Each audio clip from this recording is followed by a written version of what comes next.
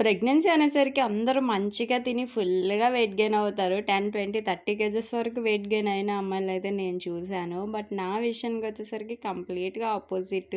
ఎందుకంటే నేను చాలా వీక్ అయిపోయాను. ఆల్మోస్ట్ 10 కేజెస్ వరకు నేను వెయిట్ లాస్ అయిపోయాను నా సింప్టమ్స్ బట్టి. అవేంటనేది నేను నెక్స్ట్ పార్ట్‌లో చెప్తాను. ఇంకా నేనైతే నాకు కంఫర్ట్‌గా ఉన్నంత వరకు నేను నార్మల్ డెలివరీకైతే ట్రై చేశాను.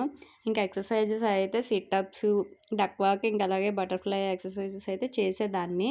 అది నా కంఫర్ట్ బట్టి ఈరోజు బావుంటే చేసేదాన్ని. లేదంటే ఒక 2 డేస్ రెస్ట్ తీసుకొని మళ్ళీ చేసేదాన్ని.